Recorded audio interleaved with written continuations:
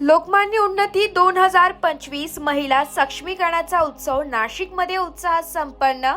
आंतरराष्ट्रीय महिला दिनानिमित्त श्री राधिका फाउंडेशन आणि लोकमान्य बहुउद्देशीय सहकारी संस्था लिमिटेड नाशिक यांच्या संयुक्त विद्यमाने लोकमान्य उन्नती 2025 हा भव्य कार्यक्रम शंकराचार्य डॉक्टर कुर्तुकोटी सभागृहात मोठ्या उत्साहात संपन्न झाला।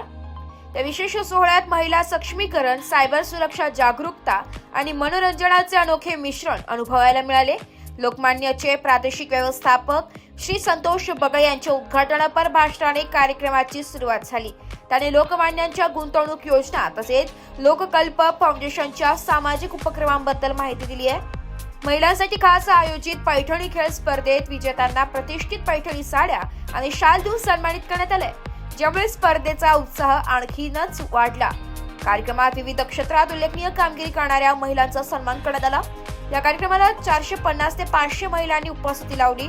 कार्यक्रमाच्या अखेरीस प्रत्येक महिलेला राधिका फाउंडेशन तर्फे प्रमाणपत्र आणि एलोवेरा कंपनीकडून एक खास भेट देण्यात आली। संध्याकाळच्या वेळेचा विचार करून विशेष नाश्त्याची देखील व्यवस्था करण्यात आली होती।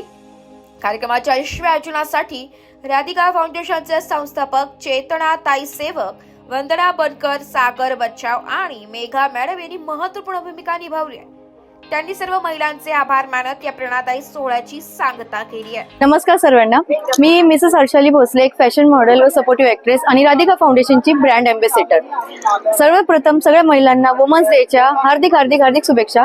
आणि आज जो चेतनाताईंनी जो उपक्रम राबवला आहे खास महिलांसाठी, जवळजवळ 800 महिला या उपक्रमामध्ये भाग घेत आहेत आणि ताईंनी प्रत्येक महिलाला हे छान सन्मान चिन्ह म्हणजे सर्टिफिकेट दिला आहे, प्लस गिफ्ट आहे आणि नाश्त्याची देखील सोय केलेली आहे। आणि लवकरच मी ह्या प्रोग्रामचे सगळ्यांना शुभेच्छा देते आणि गिनीज बुक मध्ये आय होप की राधिका फाउंडेशन हे नाव तिथे नोंदणी व्हावे आणि सगळ्या महिलांना आणि राधिका ताईंना, वंदना ताईंना मी पुन्हा एकदा थँक्यू बोलते आणि शुभेच्छा। सर्वप्रथम महिला दिनाच्या सर्व बहिणींना माझ्या खूप खूप शुभेच्छा।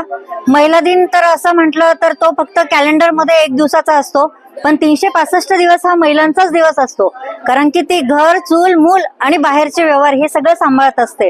पण कुठेतरी त्यांना रिलॅक्सपणे राहायचं असं माझ्या मनात आलेलं होतं, म्हणून आपण हा इतका मोठा उपक्रम राबवत आहोत।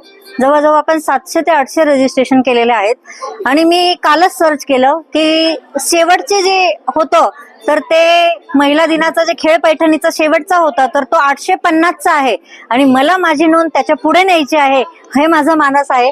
मी नक्कीच त्या प्रयत्नात सफल होणार आहे।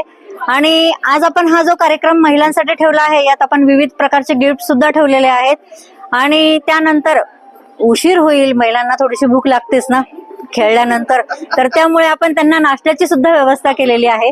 सगळा विचार करून, कारण की मी स्वतः एक महिला असल्यामुळे मला ह्या गोष्टीचं भान ठेवलं आणि आपण अशा प्रकारचा महिला दिन साजरा करत आहोत।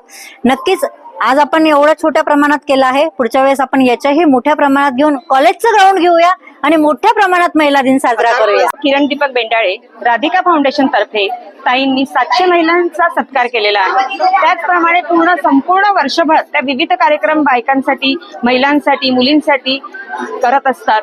ते आम्हाला एक हक्काचं माहेर, हक्काचं स्टेज मिळालेलं आहे, हे संपूर्ण क्रेडिट आम्ही ताईंना देतो। ब्युरो रिपोर्ट, नाशिक लोकशाही न्यूज, नाशिक।